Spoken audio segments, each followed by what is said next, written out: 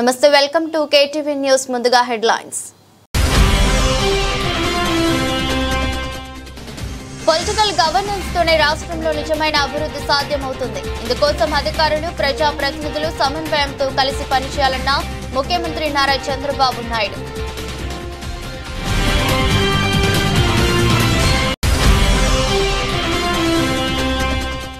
ప్రజల మధ్య భయాందోళనలు సృష్టించాలనుకుంటే చూస్తూ ఊరుకోం, తొక్కి నారతీస్తాం, కాలుకు కాలు మిక్కి మిక్కి తీసేస్తామన్న ఉప ముఖ్యమంత్రి పవన్ కళ్యాణ్.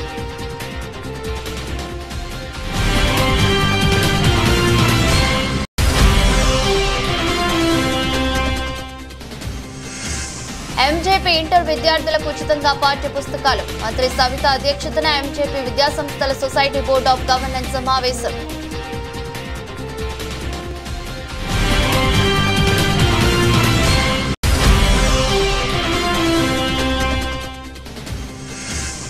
అర్జీల పరిష్కారంలో నాణ్యతకు ప్రాధాన్యం ఇవ్వండి. అర్జీదారుల సంతృప్తి చెందేలా సమస్యలకు పరిష్కారం చూపండి. జిల్లా కలెక్టర్ డాక్టర్ జి లక్ష్మీసా.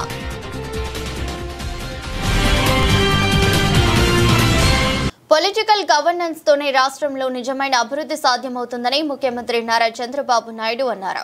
ఇందుకోసం అధికారులు ప్రజా ప్రతినిధులు సమన్వయంతో కలిసి పనిచేయాలని సూచించారు. యోగా డే స్ఫూర్తితో హెల్తీ వెల్తీ హ్యాపీ ఆంధ్రప్రదేశ్ ను నిర్మిద్దామని, మనందరి ఉమ్మడి లక్ష్యం 2029-2047 కావాలని పిలుపునిచ్చారు. ఐఏఎస్ అధికారులు బంగారు కుటుంబాలను దత్తత తీసుకుని వాళ్ల ఉన్నతికి కృషి చేయాలన్నారు. ఎట్టి పరిస్థితుల్లో 15% వృద్ధి రేటు సాధించాలని, నిర్దిష్ట లక్ష్యాలతో ముందుకెళ్లి వినూత్నంగా ఆలోచిస్తేనే ఆశయాలు నెరవేరుతాయని ముఖ్యమంత్రి అన్నారు. కూటమి ప్రభుత్వం ఏర్పడి ఏడాది పూర్తయిన సందర్భంగా సోమవారం అమరావతి సచివాలయం సమీపంలో రాష్ట్ర ప్రభుత్వం నిర్వహించిన సుపరిపాలన తొలి అడుగు కార్యక్రమంలో ముఖ్యమంత్రి ప్రసంగించారు. స్వాతంత్ర్యం వచ్చి 2047 నాటికి 100 ఏళ్లు పూర్తవుతుంది. అప్పటికి దేశ ముఖ చిత్రాన్ని మార్చేందుకు ప్రధానమంత్రి నరేంద్ర మోదీ వికసిత్ భారత్ 2047 రూపొందించారు. మనం కూడా రాష్ట్రం కోసం స్వర్ణాంధ్ర విజన్ 2047 రూపకల్పన చేశాం. ప్రజలు అధికారం ఇవ్వబట్టే ఈనాడు మనం ఇక్కడ సమావేశమయ్యాం. ఎన్నికల సమయంలో కూటమిని ప్రజలు ఆదరించి ఓట్లేయడంతో 94% స్ట్రైక్ రేట్తో ఎన్డీఏ విజయం సాధించింది. మాపై ప్రజలు పెట్టుకున్న నమ్మకంతో ఈ విజయం సాధ్యమైంది. ప్రజల ఆకాంక్షలు నెరవేర్చాల్సిన బాధ్యత ప్రభుత్వం, ప్రజా ప్రతినిధులపై ఉంది. డబుల్ ఇంజిన్ సర్కారుతో ఎంత అభివృద్ధి జరుగుతుందో చేసి చూపిస్తున్నాం. కేంద్ర సహకారం లేకుంటే ఊపిరి కూడా పీల్చుకోలేని పరిస్థితి నెలకొంది. విధ్వంసం నుంచి రాష్ట్రాన్ని కాపాడుతామని, పునర్నిర్మిస్తామని ఎన్నికల ముందు ప్రజలకు మాటిచ్చాం. ఏడాదిలోనే అన్ని చేశామని మేము చెప్పడం లేదు, కానీ ఊహించిన దానికంటే ఎక్కువే చేశాం. నేను 4వసారి సీఎం అయ్యాను. పదవి నాకు కొత్త కాదు, కానీ క్లిష్టమైన సమయంలో ముఖ్యమంత్రి అయ్యాను. 1995లో కూడా ఆర్థిక వ్యవస్థ చిన్న భిన్నంగా ఉండి జీవితాలు ఇవ్వలేని పరిస్థితి ఉన్న ప్రభుత్వాన్ని సమర్థవంతంగా నడిపించాను. 2014లో రాష్ట్ర విభజన జరిగి కనీసం కూర్చోవడానికి కుర్చీ కూడా లేదు. బస్సులో ఉండి పాలన చేసి 13.5% గ్రోత్ రేట్ సాధించాం. మన ప్రయాణం ఎక్కడ ప్రారంభమైంది, ఇప్పటి వరకు ఏం చేశాం, ఇంకా ఏం చేస్తామో సమీక్షించుకోవడానికి సుపరిపాలనలో తొలి అడుగు కార్యక్రమాన్ని నిర్వహిస్తున్నామని సీఎం చంద్రబాబు తెలిపారు. సుపరిపాలనలో తొలి అడుగు ఆకాంక్షల నుండి అభివృద్ధి దిశగా చాలా ప్రజల్లో ఆలోచనలున్నాయి. యాస్పిరేషన్స్ అయితే చాలా ఎక్కువ ఉన్నాయి. చేస్తామనే నమ్మకం కూడా ఉంది. కానీ ఇబ్బందులు కూడా అదే విధంగా చాలా ఇబ్బందులున్నాయి. కానీ ఎన్ని ఇబ్బందులున్నా చెప్పిన మాట నిలబెట్టుకోవడానికి ఈ ఎన్డీఏ కూటమి పనిచేస్తామని మరొక్కసారి మీ అందరికీ విజ్ఞప్తి చేస్తున్నా. అది చేసే బాధ్యత ఇక్కడే యంత్రాంగం పైన ఉందని చెప్పి కూడా విజ్ఞప్తి చేస్తున్నాను. ఈ రోజు మీరు చూస్తే జూన్ 4వ తారీఖున 2024 దేశంలోనే అన్ప్రెసిడెంటెడ్ మ్యాండేట్ ఇచ్చారు. 94% స్ట్రైక్ రేట్. ఇంకో పక్క మీరు చూస్తే ఎన్డీఏ ప్రభుత్వం పైన ఒక నమ్మకం, ఒక విశ్వాసంతో ఓట్లేశారు. ఆ రోజు మేము ఎన్నికల్లో చెప్పాం, సూపర్ 6 చెప్పాం, ఎలక్షన్ మేనిఫెస్టో ఇచ్చాం. ఈ రెండు కూడా ఎప్పటికప్పుడు సమీక్ష చేసుకుంటూ అధికార యంత్రాంగం కూడా గుర్తుపెట్టుకోవాల్సింది. ఈ రోజు ప్రజాస్వామ్యంలో ప్రభుత్వాలు కొన్ని హామీలు ఇచ్చి వస్తాం. ఆ హామీల్ని చిత్తశుద్ధితో మనందరం కలిసి అమలు చేసే బాధ్యత కూడా యంత్రాంగం పైన ఉంటుంది. అదే పొలిటికల్ గవర్నెన్స్ అని చెప్పి కూడా నేను మీకు తెలియజేస్తున్నా. ఇంకో పక్కన ఒకసారి చూస్తే అంత మునుపు ప్రభుత్వం టోటల్గా వారు చేసిన పరిపాలన వల్ల ఇన్వెస్టర్స్ లో నమ్మకం పోయింది. ఎక్కడ చూసినా అవకతవకమైన విధ్వంసాన్ని క్రియేట్ చేసే పరిస్థితికి వచ్చారు. యువతకు ఉద్యోగాలు లేవు, లా అండ్ ఆర్డర్ మొత్తం భ్రష్టు పట్టిపోయే పరిస్థితికి వచ్చింది. చాలా సమస్యలు వచ్చాయి. ఇంకో పక్క ఇర్రేషనల్ 3 క్యాపిటల్ మోడల్, 3 రాజధానులు ప్రపంచంలో ఎక్కడా సక్సెస్ కాలేదు. అలాంటి సిద్ధాంతాన్ని తీసుకొచ్చి 5 సంవత్సరాలు 3 ముక్కలాటాడి కడాన రాష్ట్రానికి క్యాపిటల్ లేకుండా చేసే పరిస్థితికి వచ్చారు. ఇంకొక పక్క పోలవరం ప్రాజెక్టు, ఒకసారి మీరు చూస్తే పోలవరాన్ని పూర్తి చేసుకుంటే ఆంధ్రప్రదేశ్ రాష్ట్రానికి చాలా వరకు నీటి సమస్య పరిష్కారం అవుతుంది. దక్షిణ భారతదేశంలో ఎక్కువ నీటి వనరులుండే రాష్ట్రం ఆంధ్రప్రదేశ్ రాష్ట్రం. దానికి కారణం గోదావరి నది. అందులో కూడా పోలవరం పూర్తి చేస్తే నదుల అనుసంధానం మనం చేసుకోగలిగితే రాష్ట్రానికి ఆంధ్రప్రదేశ్లో చంద్రబాబు నాయకత్వంలో ఉన్న కూటమి ప్రభుత్వం మంచి ప్రభుత్వం, మెతక ప్రభుత్వం కాదు. గుర్తుపెట్టుకుంటే శాంతి భద్రతలకు భంగం కలిగిస్తే సహించం. ప్రజల మధ్య భయాందోళనలు సృష్టించాలనుకుంటే చూస్తూ ఊరుకోం. తొక్కి నారతీస్తామంటూ కాలుకు కాలు మక్కికి మక్కి తీసేస్తామని ఉప ముఖ్యమంత్రి పవన్ కళ్యాణ్ పాత పాలకులను జగన్ ఉద్దేశించి తీవ్ర స్వరంతో హెచ్చరించారు. రాష్ట్రంలో కూటమి ప్రభుత్వం ఏర్పడి ఏడాది పూర్తయిన సందర్భంగా వెలగపూడి సచివాలయ సమీపంలో సుపరిపాలనలో తొలి అడుగు పేరిట సోమవారం నిర్వహించిన కార్యక్రమంలో ఆయన మాట్లాడారు. గత ప్రభుత్వ పాలకులు అధికారం కోల్పోయినా, ప్రతిపక్షంలో ఉండి బలం లేకపోయినా వారి రౌడీయిజం, అసాంఘిక విధానాలు, అరాచక పద్ధతులు మారలేదు. వారి తప్పులను పోలీసు అధికారులు నిలువరిస్తే విదేశాల్లో ఉన్నా వదిలిపెట్టమంటూ బెదిరిస్తున్నారు. చంద్రబాబు నాయకత్వంలోని కూటమి ప్రభుత్వం ఇలాంటి అసాంఘిక చర్యల్ని సహించం. తాటాకు చప్పుళ్లకు భయపడం సంస్కారం ఉన్నందున ఇంకా పద్ధతిగా మాట్లాడుతున్నామని పవన్ కళ్యాణ్ అన్నారు. పిచ్చి వేషాలు వేస్తే తొక్కి నారతీస్తాం, గుర్తుపెట్టుకోండి. ఇది సంస్కారం కాకపోయి, ఇది సభకు కరెక్ట్ కాకపోయినా చెప్తున్నాను ఇది. ఎందుకంటే మేము చాలా దెబ్బలు తిని వచ్చాం కాబట్టి మళ్ళీ ప్రజల్లో భయాందోళన చేద్దామని పిచ్చి పిచ్చి వేషాలు వేస్తే ఏ మాత్రం ఉపేక్షించాం. అధికారులకు కూడా మేము అదే అప్పీల్ చేస్తున్నాం. మీరు దయచేసి any anti constitutional, any anti government, please kindly take care and make sure you implement the law.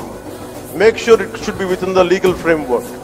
Thank you. Jai Hind, Jai Bharat. వ్యక్తిగతంగా నచ్చింది అని చేసింది డొక్కా సీతమ్మ మధ్యాహ్న మన భోజన పథకం పెట్టడం.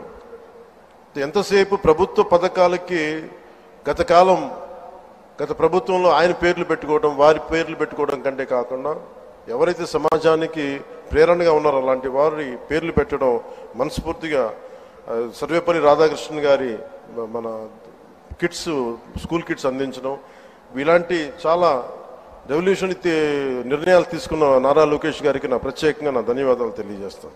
మీదకి వచ్చి బ్యానర్లు పట్టుకొని గొంతుకులు కూసేస్తాం. సినిమాలు చెప్పడానికి చాలా బాగుంటాయి ఇవి. నేను సినిమాల నుంచి వచ్చిన వాడిని. సినిమాలు చెప్పడానికి చాలా బాగుంటాయి. నిజ జీవితంలో అవి నమ్మి మోసపోకండి. కాలు మక్కిలు ఎరకొట్టు కింద కూర్చోబెడతాం. జాగ్రత్త, పిచ్చి వేషాలు వేయకండి ఎవరు కూడా. ఇవి సరదాగా ఉండే విషయాలు కాదు ఇవి.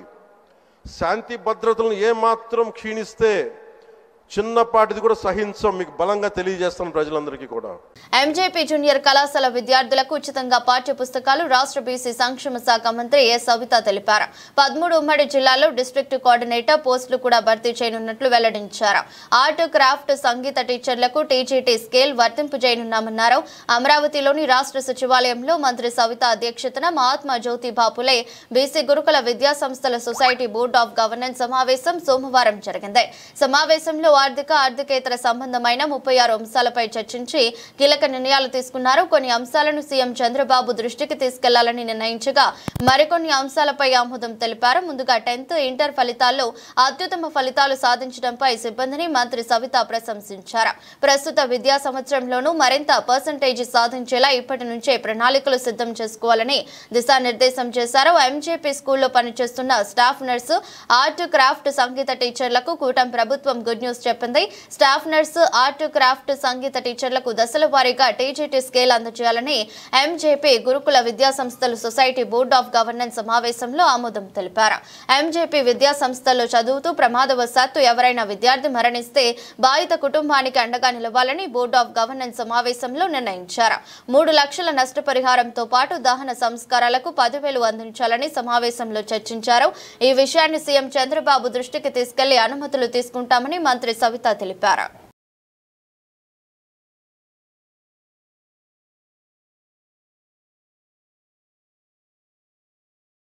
శిక్షణ కార్యక్రమాల ద్వారా యువతకు పెద్ద ఎత్తున ఉద్యోగాలు కల్పనకు కృషి. అమరావతి 23 జూన్ రాష్ట్రంలో నిరుద్యోగ యువతకు తగిన శిక్షణ కార్యక్రమాల నిర్వహణ ద్వారా వివిధ రంగాల్లో పెద్ద ఎత్తున ఉపాధి అవకాశాలను కల్పించేందుకు పరిశ్రమలు, ఎంఎస్ఎంఈ, సీడాప్ సంస్థలు సమన్వయంతో పనిచేయనున్నాయి.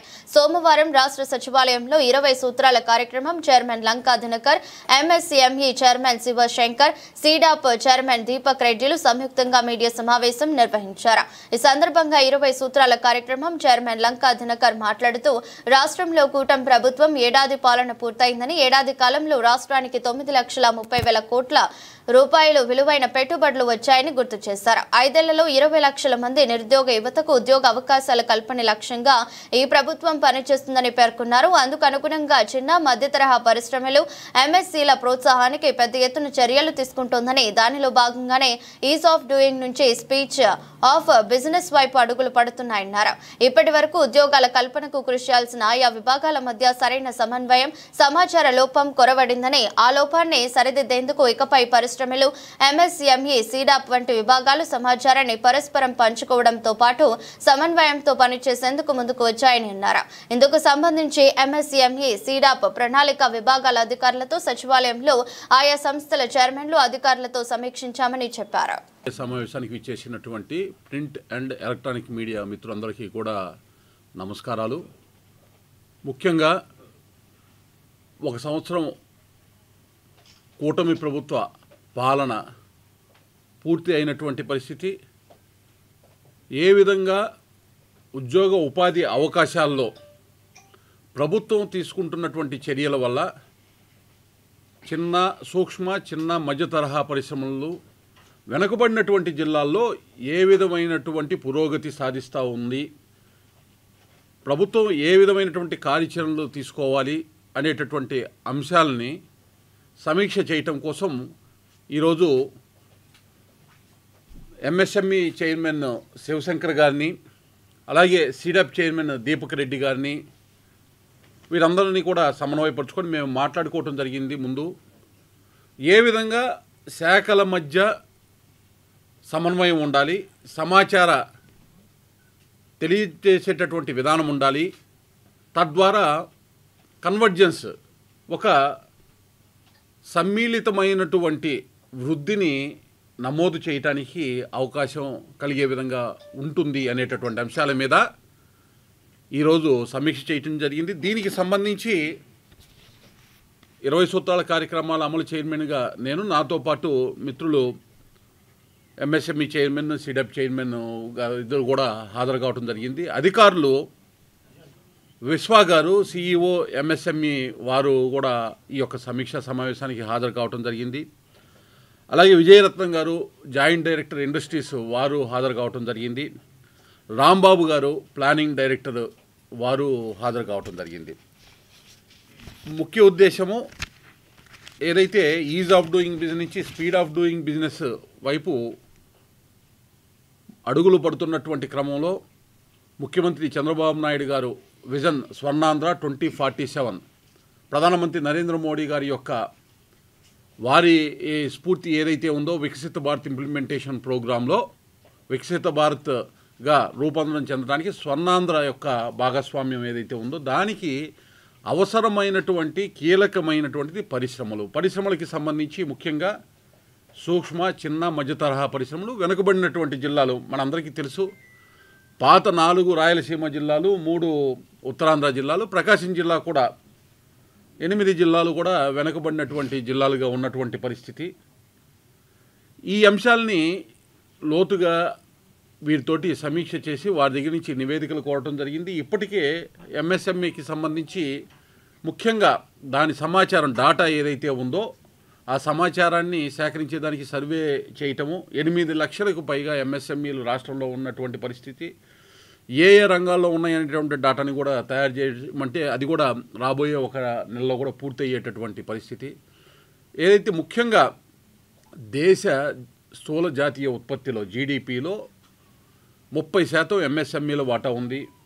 అదేవిధంగా ఎగుమతులు విజయవాడ నగర పాలక సంస్థ అదనపు కమిషనర్ డాక్టర్ డి చంద్రశేఖర్ సోమవారం ఉదయం ప్రధాన కార్యాలయంలో గల కమాండ్ కంట్రోల్ రూమ్ లో సోమవారం నిర్వహించే ప్రజా ఫిర్యాదుల పరిష్కార వేదికను అధికారులతో నిర్వహించారు. ఈ సందర్భంగా అదనపు కమిషనర్ మాట్లాడుతూ ప్రజల సమస్యలను వేగంగా సమర్థవంతంగా పరిష్కరించడం నగర పాలక సంస్థ ప్రధాన లక్ష్యమని పేర్కొన్నారు. ఫిర్యాదులపై వెంటనే స్పందించడంతో పాటు వాటికి శాశ్వత పరిష్కారం కనుగొనడంపై అధికారులకు సూచనలు ఇచ్చారు. ప్రజలు తీసుకువచ్చిన ఫిర్యాదులను శాఖాధిపతులు స్వీకరించారు. ప్రతి ఫిర్యాదుదారులకు తమ స్వయంగా వచ్చి పరిశీలించి శాశ్వతమైన పరిష్కారాన్ని తీసుకొచ్చే విధంగా చూస్తామని తెలియపరిచారు.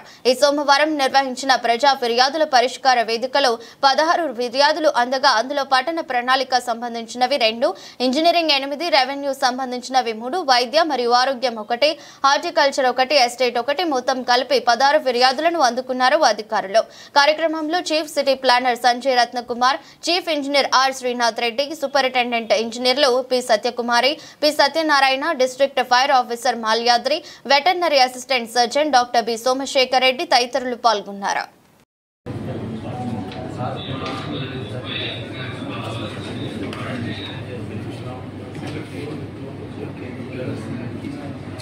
విద్యుత్ స్మార్ట్ మీటర్లు ఇళ్లకు బిగిస్తే అడ్డుకోండి అని సిపిఎం పార్టీ రాష్ట్ర కార్యదర్శి వర్గ సభ్యులు సిహెచ్ బాబురావు పిలుపునిచ్చారు. సోమవారం 62 division Bhagiratha colony Payakapuram police station వెనుక భాగం ప్రాంతంలో బాబురావు ఇంటింటికి తిరుగుతూ విద్యుత్ స్మార్ట్ మీటర్ల వలన ప్రజలకు జరిగే నష్టాన్ని వివరించారు. అనంతరం సర్దుబాటు ఛార్జీల పేరిట పెంచుతున్న కరెంటు ఛార్జీలను రద్దు చేయాలని, స్మార్ట్ మీటర్లు బిగించొద్దని కోరుతూ ధర్నా జరిగింది. ఈ సందర్భంగా బాబురావు మాట్లాడుతూ ప్రజల అభిప్రాయం తీసుకోకుండా కుంటి సాకులు చెప్పి విద్యుత్ స్మార్ట్ మీటర్లు బిగించడం సరైంది కాదని తెలిపారు. స్మార్ట్ మీటర్లు బిగించిన తర్వాత వందలలో ఉన్న బిల్లులు వేల రూపాయలు వస్తున్నాయని, ప్రజలపై భారాలు వేస్తే చూస్తూ ఊరుకోమని హెచ్చరించారు. ఇంటింటికి స్మార్ట్ మీటర్లు వద్దని అభ్యంతర పత్రాలు ఇచ్చారు. జూలై 4వ తేదీన రమేష్ హాస్పిటల్ వద్ద ఉన్న కరెంట్ ఆఫీస్ వద్ద జరిగే ధర్నాలో ప్రజలు పెద్ద ఎత్తున పాల్గొనాలని పిలుపునిచ్చారు. కార్యక్రమంలో సెంట్రల్ సిటీ సిపిఎం పార్టీ కార్యదర్శి బి రమణరావు, నగర కార్యదర్శి వర్గ సభ్యులు కె దుర్గారావు, నగర కమిటీ సభ్యులు CH Srinivas, SK Peeru Saheb, 62 division CPM party కార్యదర్శి జల్లా నాగరాజు, ఎస్ అప్పన్న, ఎస్కే భాష, తమ్ము నాగరాజు, అబ్బు, పున్నయ్య తదితరులు పాల్గొన్నారు. కరెంటు ఛార్జీలను పెంచిన కరెంటు ఛార్జీలను బిగించొద్దు ఇళ్లకు ఆదాని స్మార్ట్ మీటర్లు బిగించొద్దు ఆదాని స్మార్ట్ మీటర్లు బిగించొద్దు ఆదాని స్మార్ట్ మీటర్లు ఇప్పుడు చెప్పు దుర్గారావు సరి పట్టుకోండి, దాన్ని సరి పట్టుకోవాలి. వద్దు స్మార్ట్ మీటర్లు వద్దు స్మార్ట్ మీటర్లు ఉదయం ఒక రేటు రాత్రి ఒక రేటు ఉండే స్మార్ట్ మీటర్లు వ్యతిరేకించండి. కూటమి ప్రభుత్వం అధికారంలోకి వచ్చి సంవత్సరం సంబరాలు చేసుకుంటున్నారు, ఉత్సవాలు జరుపుకుంటున్నారు. ప్రజలకి వాళ్ళు ఇచ్చిన హామీలు నెరవేర్చాల, కానీ బాధుడు మాత్రం యమబాధుడు సాగుతూ ఉంది. జగన్మోహన్ రెడ్డి గారి బాధుడు అంటే ఇప్పుడు ఉమ్మడి బాధుడు కూటమి బాధుడు అయిపోయింది. కరెంటు బిల్లులు పెరిగిపోయి జనం గగ్గోలు పెడతా ఉన్నారు. ఏ ఇంటికి వెళ్ళినా సరే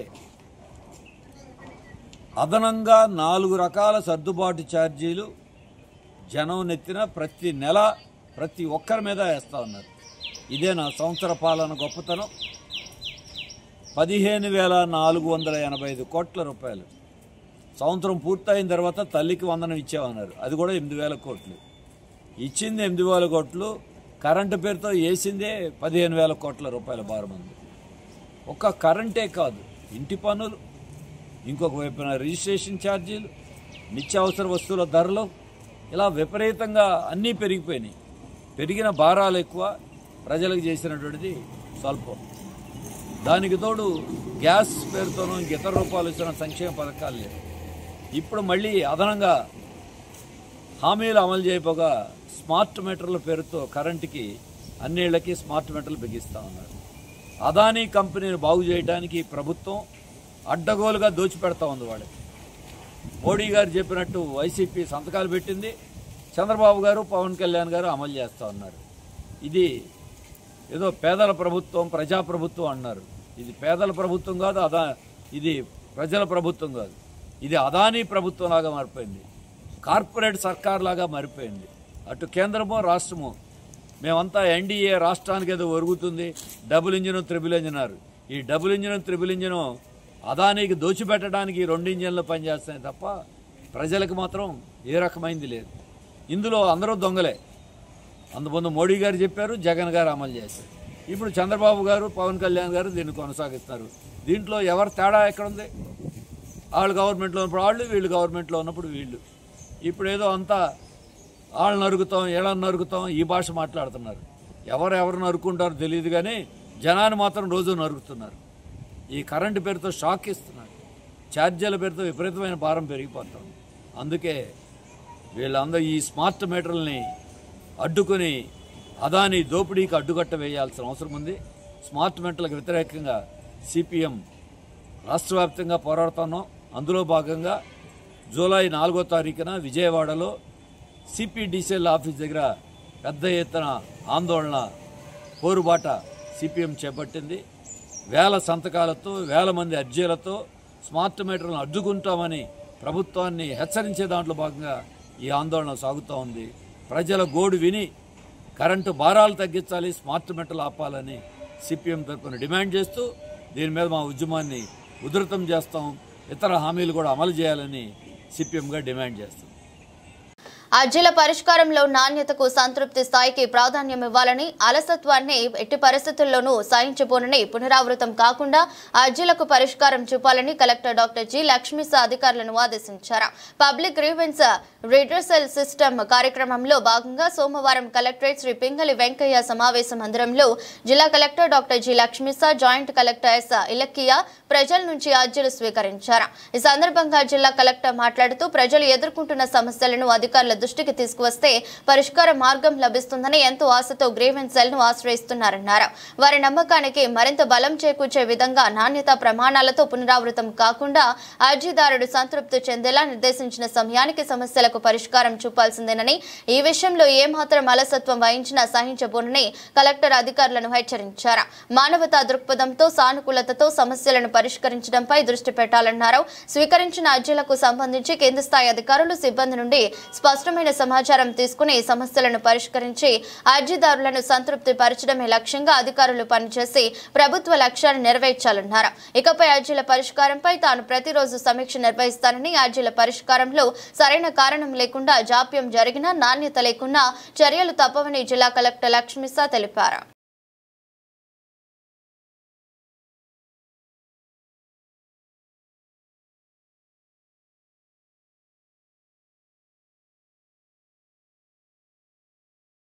విద్యావంతులు రాజకీయాల్లోకి రావాలని విద్యా ఐటీ శాఖల మంత్రి లోకేష్ పేర్కొన్నారు. బాపట్ల జిల్లా ఇంకొల్లులో మాజీ మంత్రి దగ్గుపాటి వెంకటేశ్వరరావు నెలకొల్పిన డివిఆర్ సైనిక స్కూల్ ను సోమవారం ఆయన ప్రారంభించారు. ఈ సందర్భంగా ప్రసంగిస్తూ విద్యార్థులు బాగా చదివి స్థిరపడిన తర్వాత దేశ సేవ చేయడానికి రాజకీయాల్లోకి రావాలి. వారితోనే రాజకీయాలు, దేశంలో మార్పు సాధ్యం. దేశంతో పాటు పిల్లలందరికీ నేను ఒకటే చెబుతా, తల్లిదండ్రులు, గురువులు ఇచ్చే ఛాలెంజ్ ను స్వీకరించి పట్టుదలతో చదివి విజేతలుగా నిలవాలి. పరీక్షల్లో ఫెయిల్ అయినంత మాత్రాన విద్యార్థులు బలవన్ మరణాలకు పాల్పడకూడదు. జీవిత ప్రయాణంలో వచ్చే ఇబ్బందులను తట్టుకుని నిలబడాలి. కష్టమైన మార్గాన్ని ఎంచుకుని విజయం సాధించినప్పుడే మన ప్రతిభ వెలుగులోకి వస్తుంది. సర్కారు కృషితో ఏపీకి లక్షల కోట్ల పెట్టుబడులు, ప్రఖ్యాత కంపెనీలు వస్తున్నాయి. దేశమంతా రాష్ట్రం వైపు చూసేలా విద్యారంగంలో విప్లవాత్మక సంస్కరణలు ప్రవేశపెట్టి ఉత్తమ విద్యా వ్యవస్థగా తీర్చిదిద్దుతున్నామని అన్నారు. దగ్గుపాటి వెంకటేశ్వరరావు గారికి, రాజమండ్రి ఎంపీ మా పెద్దమ్మ పురంధేశ్వరి గారికి, నాకు తమ్ముడు ఫస్ట్, తర్వాతనే సెక్రటరీ అయిన మా హితేష్ చెంచురామ్కి, గరిటయ్య గారికి, చీరాల ఎమ్మెల్యే కొండే గారికి, బాపట్ల ఎమ్మెల్యే వర్మ గారికి, ఇప్పుడు ఇంకా ముగ్గురు గురించి మాట్లాడాలి. 4వ వ్యక్తికి రాలేదు ఈరోజు. ఆ 4వ వ్యక్తే గౌరవ మంత్రి స్వామి గారు. ఇక్కడ వచ్చిన ముగ్గురు గురించి చెప్పాలి. అనగాని సత్యప్రసాద్ గారు, గొట్టిపాటి రవి గారు, మన ఏలూరు సాంబశివరావు గారి గురించి. ఆనాడు శాసన మండలిలో అమరావతి గురించి చర్చ జరిగినప్పుడు ఏదైతే శాసనసభలో పాస్ అయి వచ్చింది బిల్ని సెలెక్ట్ కమిటీకి పంపించాలని ఎక్కువ మంది ఉన్న మేమందరం కూడా ఆనాడు కోరాం. ఎలా జరుగుతుందా అని గ్యాలరీలోకి వచ్చి గౌరవ ఆనాటి ప్రతిపక్ష నేత ఈనాటి ముఖ్యమంత్రి చంద్రబాబు నాయుడు గారు వచ్చి కూర్చున్నారు. ఆనాటి పాలకులు ఆయన అవమానించాలని, ఆయన ఇబ్బంది పెట్టాలని వాళ్ళు కూడా గ్యాలరీలోకి వస్తే మమ్మల్ని దాటిన తర్వాతనే మా చంద్రబాబు నాయుడు గారి దగ్గరికి వెళ్తానని చెప్పిన ఈ ముగ్గురు నాయకులకి ఈ సభాముఖంగా నేను నమస్కరిస్తున్నాను. గౌరవ కలెక్టర్ వెంకట మురళి గారికి, ఎస్పీ గారు కూడా నా హృదయపూర్వక నమస్కారాలు. ఈరోజు ఈ సమావేశానికి విచ్చేసిన పిల్లలకి, వాళ్ళ తల్లిదండ్రులకి నా హృదయపూర్వక ధన్యవాదములు. గురు బ్రహ్మ, గురు విష్ణు, గురుదేవో మహేశ్వర.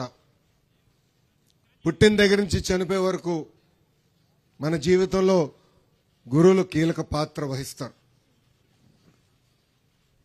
నేను 10th క్లాస్ వరకు భారతీయ విద్యాభవన్లో చదివాను.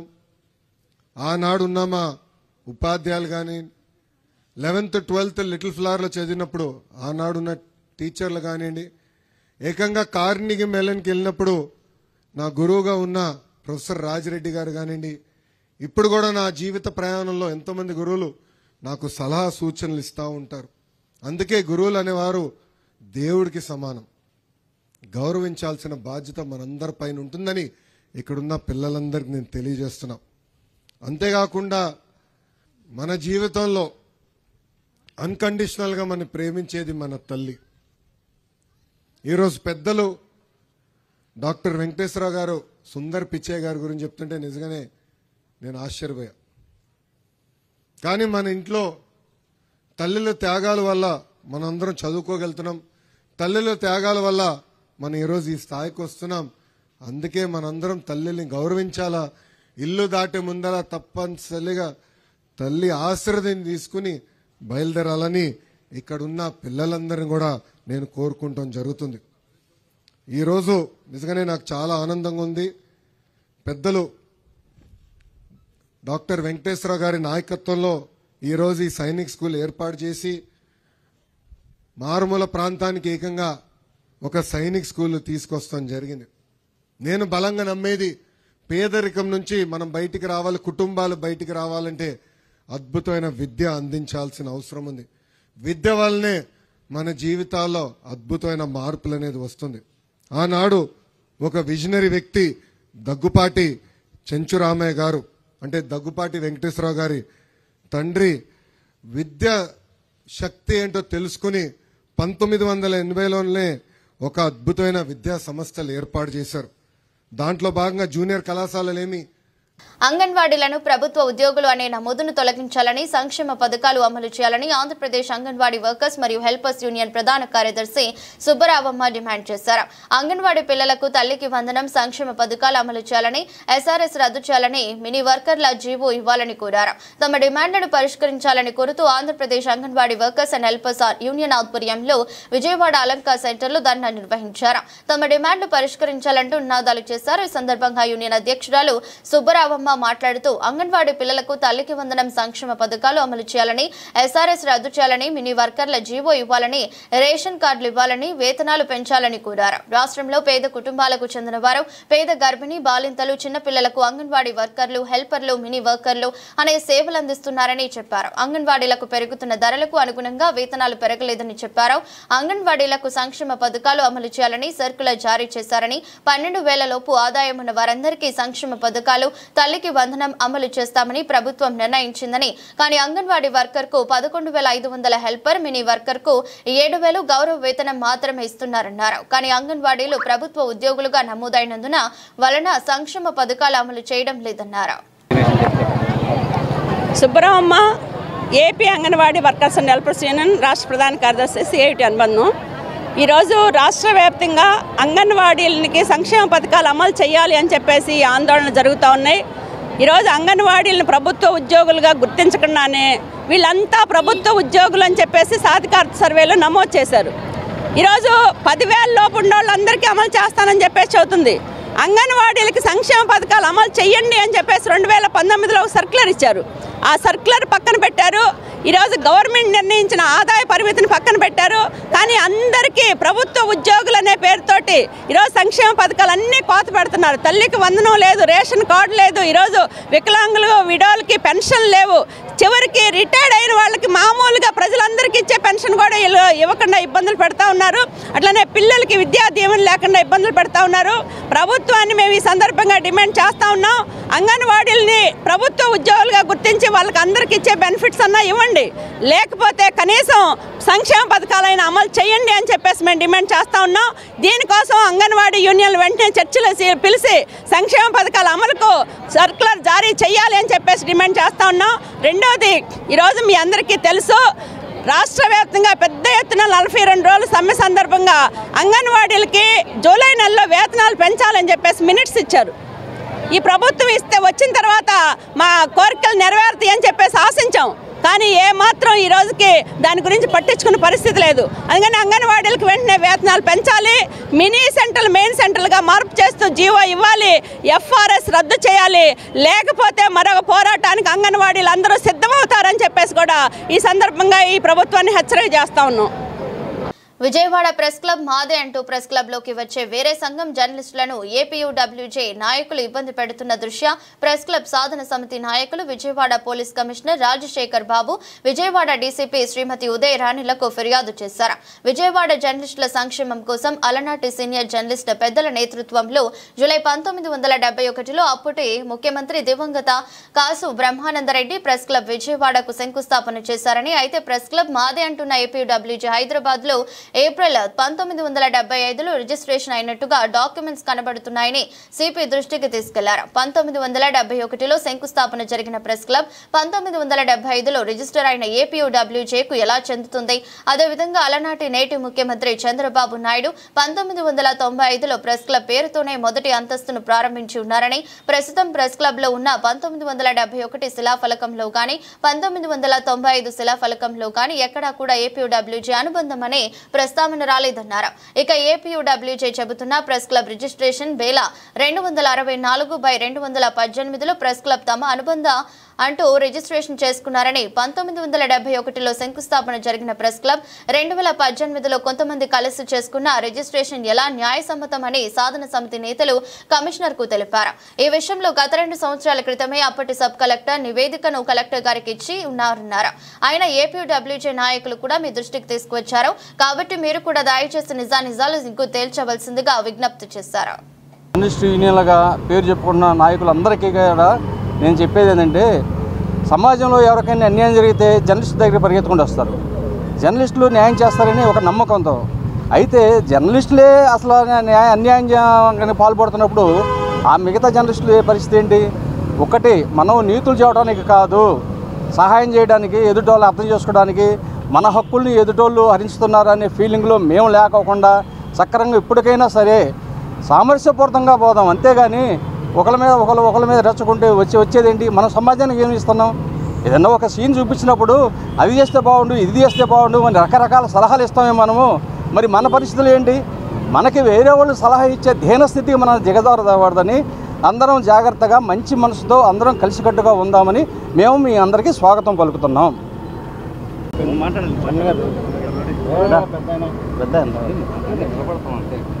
ఈరోజు ప్రెస్ క్లబ్ గురించి వివాదాలు చేయడం ఏపీడబ్ల్యూజే వాళ్ళకి ఒక అలవాటుగా మారిపోయింది.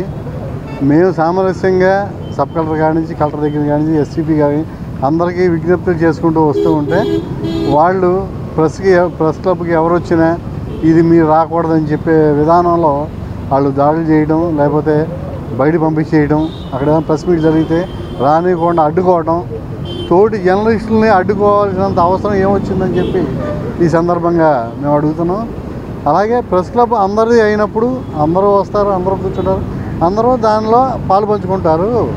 మీరు మీ యూనియన్ సభ్యత్వాలు మీరు మీ వరకే చూసుకోండి, అంతేగాని ప్రెస్ క్లబ్ ఈ విషయంలో కాదు, ఇది మీది కాదు, మా ఒక్కళ్ళదే అనే విధానాన్ని విడనాడితే మంచిదని చెప్పి ఈ సందర్భంగా తెలియజేస్తూ సెలవు.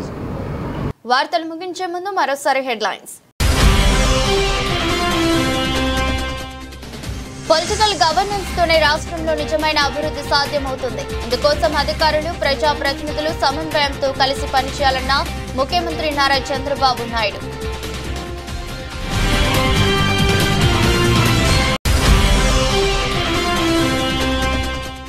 ప్రజల మధ్య భయాందోళనలు సృష్టించాలనుకుంటే చూస్తూ ఊరుకోం, తొక్కి నారతీస్తాం, కాలుకు కాలు, మిక్కికి మిక్కి తీసేస్తామన్న ఉప ముఖ్యమంత్రి పవన్ కళ్యాణ్.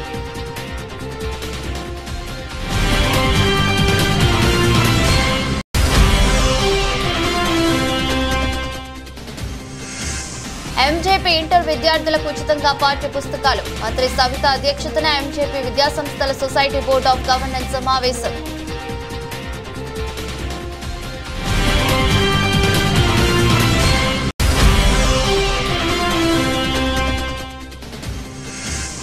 అర్జీల పరిష్కారంలో నాణ్యతకు ప్రాధాన్యం ఇవ్వండి. అర్జీదారుల సంతృప్తి చెందేలా సమస్యలకు పరిష్కారం చూపండి. జిల్లా కలెక్టర్ డాక్టర్ జి లక్ష్మీసా.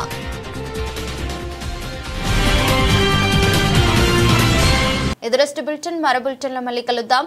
అంతవరకు సెలవు. నమస్కారం.